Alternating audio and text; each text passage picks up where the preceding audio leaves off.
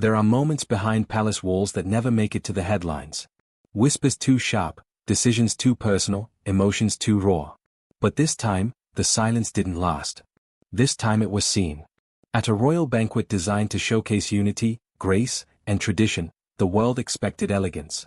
Instead, they witnessed a quiet power struggle unfold beneath crystal chandeliers and velvet-draped halls. It began with a name missing from the guest list. Not a dignitary, not a distant cousin. But Princess Charlotte, the daughter of the future king, excluded, silenced, denied her seat. The reason, cloaked in protocol. The truth, something far more deliberate. Queen Camilla had drawn a line. But Catherine, Princess of Wales, didn't flinch. She didn't argue in press statements or beg behind closed doors. She arrived. And when she did, the room changed. Every eye turned, every breath held. Because in that single defiant act, walking in hand with her daughter, Catherine reminded everyone that her children would not be pawns, not overlooked, not erased. What happened next left the monarchy stunned and the public roaring in applause. This is the story of how one mother rewrote the rules at the very table where they tried to deny her child a seat. The banquet invitation that never came. The banquet was poised to become one of the most memorable royal occasions of the year. Set against the grand backdrop of Windsor Castle, the event promised an evening filled with elegance and significance. International dignitaries, members of foreign royal families, and prominent figures from British high society were all expected to attend. The chosen theme, Unity Across Generations, was carefully crafted to highlight both respect for long-standing traditions and the smooth passage of roles from one generation to the next. Organizers envisioned it as a moment where history and future ambitions would come together in harmony. However, beneath the polished surface of planning and protocol, tension was already brewing. In the days leading up to the banquet, as the official guest list was passed discreetly among palace staff and aides, a senior palace secretary noticed something unsettling. Among the names, one particular omission stood out sharply. It was a small detail on paper, but it carried a weight far beyond mere logistics. This oversight hinted at deeper fractures within the royal circle, where alliances and loyalties were more fragile than the glittering occasion suggested. What should have been a simple lineup of guests for a celebratory event instead exposed fault lines threatening to overshadow the evening before it even began. Princess Charlotte's name was missing, not shifted, not mistakenly placed, omitted. The oversight was raised quietly and cautiously, but the answer that came back chilled more than one member of the royal household. Her Majesty prefers the banquet remain an adult-only affair this year, came the response from Clarence's house. But that wasn't the policy, and it hadn't been applied evenly. Prince George had been listed, so had several foreign royals' children, some even younger than Charlotte. It wasn't protocol. It was personal. Inside Adelaide Cottage, the atmosphere changed when Catherine received confirmation of the snub. She had sensed something was off during the planning stages when Charlotte had asked which dress she might wear for the banquet, and Catherine gently encouraged her to wait and see. The wait turned into heartbreak. The little princess had rehearsed her curtsy for days. She had even asked her mother if she could help greet guests. She had seen her older brother, George, take on more duties, and this banquet felt like a moment, one she had quietly been waiting for. And just like that, it was taken, not by error, by decision. Staff at Kensington tried to soften the news. They spoke of other events. They distracted her with afternoon outings, but children know, and Charlotte, bright and perceptive, knew the truth even before her mother spoke it aloud. "Did I do something wrong?" she asked that night, her small voice breaking the quiet of the drawing room. Catherine held her close, brushing a hand through her daughter's hair, fighting the urge to cry. It wasn't just an exclusion, it was a message, and Catherine received it loud and clear. Camilla's circle remained silent. No explanation was offered, no clarification made, but aides couldn't help but notice how firm the queen consort had been in recent weeks, tightening her grip on certain ceremonial decisions, quietly making moves that felt more strategic than ceremonial. "There's a new dynamic," one insider said. "Camilla has started drawing lines, and this time she drew it right through a child." But Catherine wasn't just any royal mother. She had watched Diana navigate storms of silence and dignity. And now she was facing her own. With a grace sharpened by steel, she made a quiet decision of her own. A grandmother's silence, a queen's decision. In the hours that followed Charlotte's quiet heartbreak, all eyes turned toward Clarence's house, the origin of the decision that had cast such a long shadow over what should have been a night of celebration. While the palace maintained its usual posture of poise and discretion, behind the scenes, whispers were mounting. Queen Camilla had, according to insiders, given the final word on the matter without hesitation. There were no discussions, no allowances, no considerations for Charlotte's growing royal role. The decision had been made in a closed-door meeting with 2 senior aides. "She's too young," Camilla reportedly said, her voice calm but unyielding. "This isn't the time." But no one believed it was about age. Not really. Charlotte had attended events of similar formality. She had been present at coronation rehearsals, at state funerals, even walked beside her family during public mourning. She had stood with more grace than many adults, and yet here she was, excluded. The timing was what troubled many. In recent months, Charlotte's confidence had grown, and with it, her public presence. Royal watchers had begun to note how much she resembled her grandmother, Diana, not just in appearance, but in poise and presence. It hadn't gone unnoticed by the public or by Camilla. Aides say Camilla's demeanor in the days before the banquet was unusually guarded. She had grown more assertive in small but visible ways, seating arrangements revised at the last minute, personal insignia emphasized more prominently in press releases, quiet suggestions that her lineage, though non-royal, deserved more reverence. Some chalked it up to her ongoing efforts to solidify her standing in a family that still bore Diana's shadow. Others weren't so sure. "She sees Catherine's children as the future, but not necessarily as her future," one former royal staffer shared. "There's a difference, and she acts accordingly." Behind palace walls, these tensions rarely erupt in public. They are managed in quiet gestures, in calendar decisions, in who is seen and who is not. But this choice, a royal banquet where unity was to be celebrated, felt deliberate. Camilla had not only drawn a line, she had crossed it. When Catherine was informed of Camilla's reasoning, there was no raised voice, no angry exchange, only silence. But those closest to her noticed a shift, a stillness that usually signaled action. Catherine understood the power of being underestimated. She had endured years of quiet scrutiny before stepping into her role as Princess of Wales, and she had learned well that within the monarchy, the most powerful messages are rarely spoken aloud. That night, as Charlotte slept beside her stuffed animal, unaware of the conversations unfolding around her, Catherine stood by the window of her private study, phone in hand. She wasn't calling the press. She wasn't calling friends. She was calling the one person who had the authority to alter the course of that night's story. She wasn't requesting permission. She was making a statement, one the Queen Consort would hear, not through words, but through presence. A presence she would never forget. Catherine finds out and doesn't stay silent. The call Catherine made that night wasn't to negotiate. It wasn't to argue or plead. It was to inform. The line was brief. The message clear: Princess Charlotte would attend the banquet. Whether her name appeared on the official list or not, she would be there. The aide on the other end didn't push back. They didn't dare. For all the quiet Catherine had learned to move within, there were moments when her resolve left no room for debate. This was one of them. She ended the call with a calm thank you and turned to prepare. The following morning, the halls of Windsor stirred earlier than usual. There was a shift in energy, unspoken, but palpable, a change in tone among the staff. Rumors traveled fast in the palace, and by sunrise, many already knew Catherine would not comply with Camilla's decision. She had chosen action over diplomacy. "We've seen her quiet elegance, but this was something different," one royal footman said later. This was Catherine in armor. Throughout the day, preparations for the banquet continued uninterrupted on the surface. Florists arranged towering white lilies and blush peonies in the ballroom.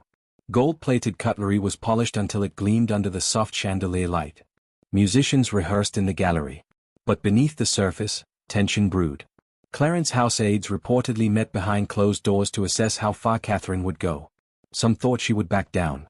Others knew better. "Once she draws that line for her children, there's no retreat," one senior courtier confided. Camilla remained outwardly composed, but those close to her described her mood as clipped. Her morning briefing was short, her words curt. She instructed staff to proceed as planned. There would be no changes to the list, no new seating arrangements, no special accommodations. "Charlotte is not to be added. The decision is final," she reportedly said. "Let's not turn this into a spectacle." But even as she spoke the words, she knew Catherine would come, and she wouldn't come alone. At Adelaide Cottage, Catherine moved deliberately. She chose Charlotte's dress herself, an elegant midnight blue silk gown with delicate pearl beading, a subtle nod to Diana's classic style. Charlotte asked no questions. She simply watched her mother, sensing the seriousness behind the softness. When Catherine knelt beside her and gently clasped a silver locket around her neck, she whispered, You have every right to be there. Charlotte didn't answer. She just nodded. That evening, as the car pulled into the palace gates, Charlotte's small hand rested in her mother's. The press were already gathered, expecting nothing more than royal arrivals. But they weren't prepared for the image that would follow, a future queen arriving with her daughter, both dressed in quiet defiance, both walking into a room that had tried to erase them. Catherine hadn't needed to raise her voice. Her presence would do all the speaking for her, and it was about to silence the room. Charlotte's tears and the story behind them. The moment the palace doors opened, the sound of heels on polished marble echoed like a drumbeat. Every head in the reception hall turned, not out of protocol, but out of instinct. There she was, Catherine. And beside her, Charlotte, holding her mother's hand with a quiet strength that didn't match her years. The photographers had been preparing for a lineup of familiar faces, but this entrance unraveled every expectation. The flashbulbs stuttered in shock. Even the footmen, trained never to react, exchanged fleeting glances. Catherine didn't hesitate. She didn't pause for the press or adjust her stride for effect. She walked forward with the calm of someone who knew she belonged, and knew her daughter did, too. Charlotte, in her navy silk gown, walked like she'd been doing it for years, not with arrogance, but with dignity. The kind that doesn't demand a spotlight but commands it anyway. Royal aides scrambled quietly behind the scenes. Her name hadn't been added to the final seating chart. There was no place card for her at the table. But Catherine had come prepared, and so had Charlotte. A small clutch held by Catherine reportedly carried a folded card with Charlotte's name printed in calligraphy, a subtle detail, a deliberate one. Inside the ballroom, the orchestra played as guests mingled, unaware that the temperature of the evening was about to shift. Queen Camilla stood near the head of the table, offering polite smiles to ambassadors and lords. But when she caught sight of the entrance, her expression changed.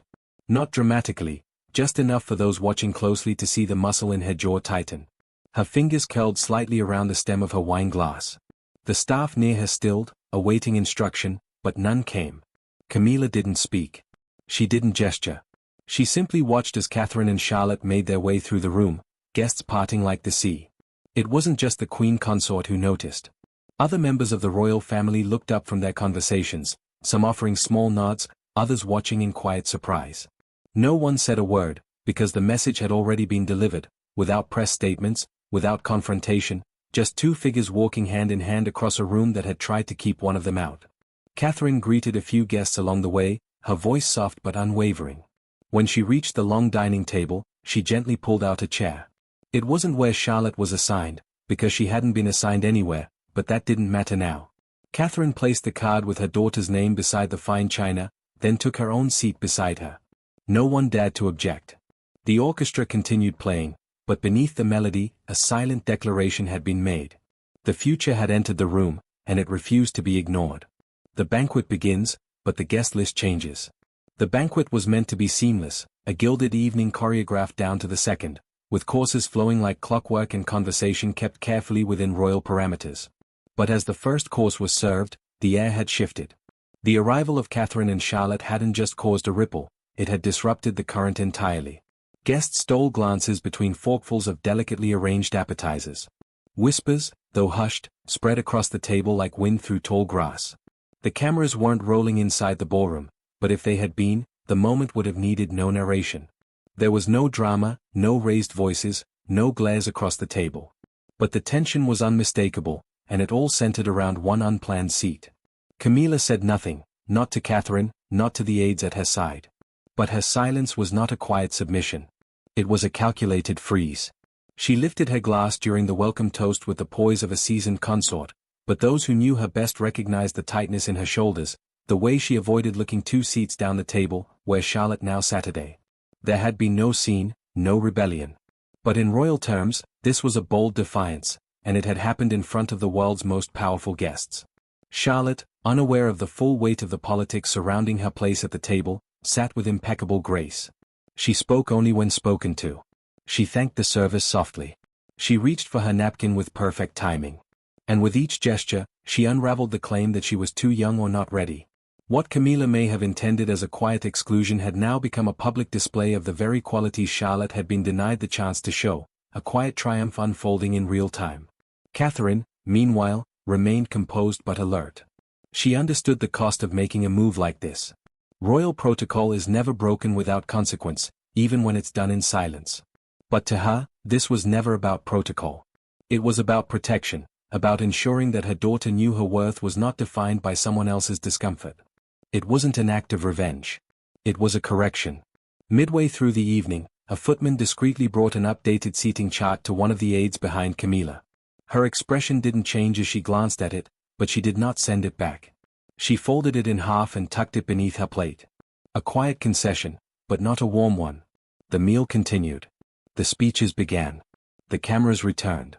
But the story of the night had already been written. It would not appear in official summaries or press releases. It would be spoken inside. Catherine walks in holding Charlotte's hand. By the time dessert was served, delicate teas of spun sugar and citrus creme, the entire room had adjusted itself around the quiet force that had entered uninvited but undeniable.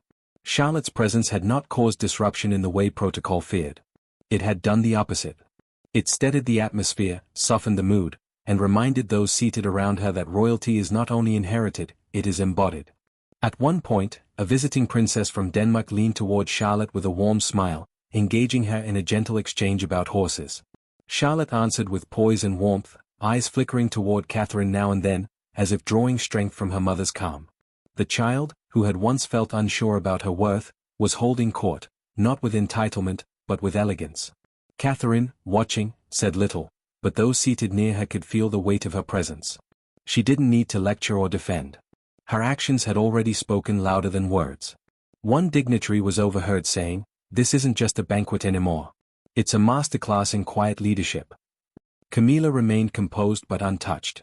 Her laughter during speeches was softer now, her glances sharper. At times, she sipped from her glass with an almost rehearsed grace, but even that could not mask what had been undone. The exclusion had not embarrassed Catherine. It had embarrassed the throne. Somewhere in the far corner of the room, a courtier passed a note between aides, subtle and discreet. "Adjust guest photographs," it read. "Include Princess Charlotte." Damage control, swift and quiet, had begun behind the scenes. The narrative was shifting, and the palace knew it. They couldn't afford to let images leak that showed a child seated without mention or recognition. Even in silence, stories were being written, and the palace, if nothing else, understood the power of an image. Charlotte leaned into Catherine at one point, whispering something that made her mother smile, not wide, but deeply. It was the kind of smile that carries gratitude, pride, and vindication. A mother who had fought, not loudly, not publicly, but with intention. And in that small exchange, something else shifted.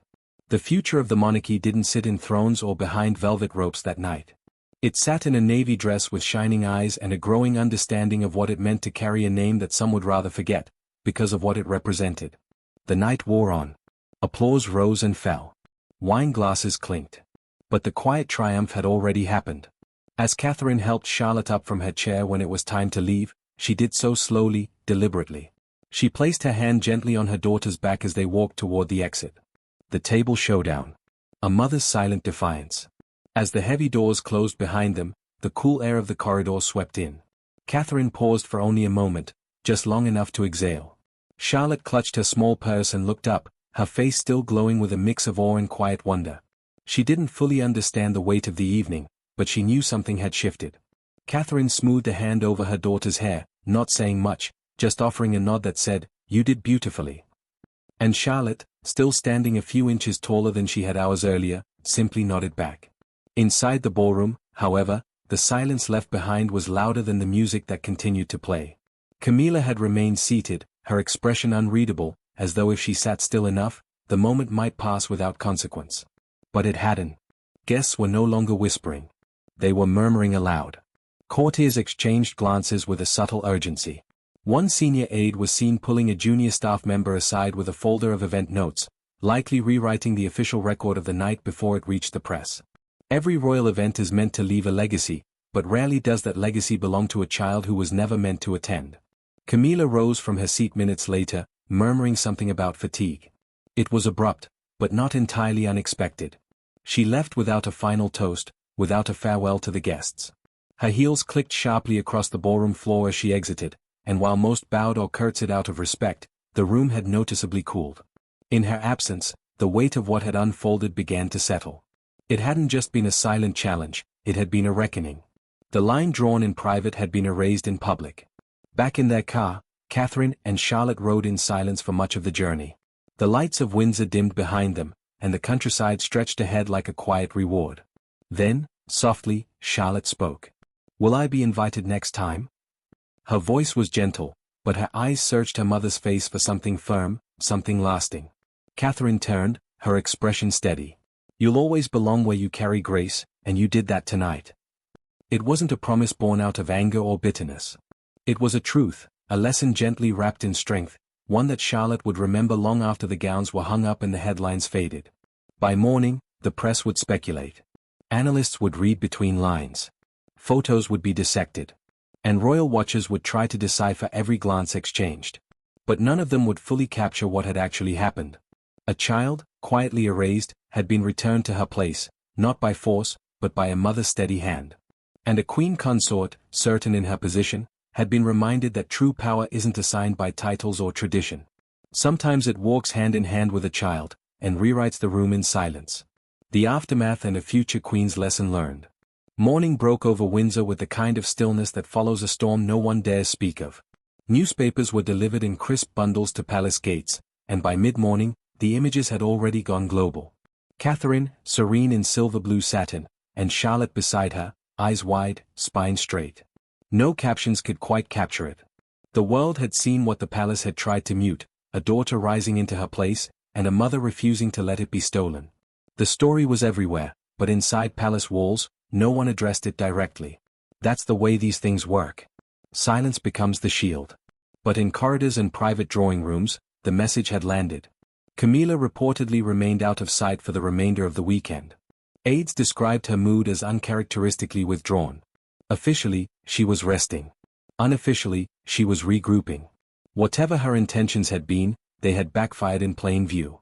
Her authority had not been questioned with rebellion, but replaced with presence. She had drawn the lines of protocol with a pen. Catherine had erased them with grace. And now, the queen consort found herself facing a new reality, one in which her influence, though formidable, would not go unchallenged when it touched the children of Wales. Catherine, for her part, returned to routine without fanfare. No interviews, no quotes, no carefully curated social media posts. She walked with Charlotte through the school gates that Monday morning as if nothing had happened. But for those watching closely, everything had. The other mothers at the gate smiled a little longer. The staff bowed with more than duty, they bowed with respect. And Charlotte, who had once whispered if she had done something wrong, now walked with quiet confidence, knowing her place had been fought for and won, not with noise, but with love. Inside the palace, talk began to shift. Some aides began to speculate whether this was the beginning of a larger transformation, not a power struggle, but a generational pivot. Catherine was no longer just the beautiful wife to the heir. She had become something else entirely, a protector of the next sovereign, a quiet reformer shaping the future with every unspoken decision. And Charlotte, still so young, had become the symbol of what that future might look like. Resilient. Poised. Unapologetically present. No statements were ever released about the banquet. The official summaries glossed over the guest list. But the image remained. The world had already chosen what to remember. Not the menu, not the floral arrangements, but the moment a mother walked into a room with her daughter, looked tradition in the face, and didn't flinch. The monarchy had survived scandal, exile, and divorce. But this time, it was changed by something far quieter. A child left off the list. A mother who put her back on it. And a future queen who now understood her presence was not given, it was claimed. There are moments in royal history that aren't declared in press releases or etched into official records, but they echo louder than any coronation. This wasn't just a story about a seat at a banquet. It was about what happens when grace meets resistance. When a mother stands for her child, not with fury, but with unwavering dignity. Catherine didn't raise her voice. She didn't need to. She showed up. She walked through the doors they never intended her daughter to walk through. And in doing so, she reminded the world, and the crown, that legacy isn't just passed down. Sometimes, it's defended. Charlotte didn't need to give a speech or wear a crown to be seen. She needed only to be loved fiercely and protected boldly. And that night, she was. In the years to come, when her name is written beside titles and duties, when she carries the weight of royal expectations, she will remember the night she wasn't supposed to be there, and the mother who made sure she was. Because in the monarchy's long, glittering timeline, the most powerful shifts don't always come with ceremony. Sometimes, They begin with a missing name, and a mother who refused to let it stay missing.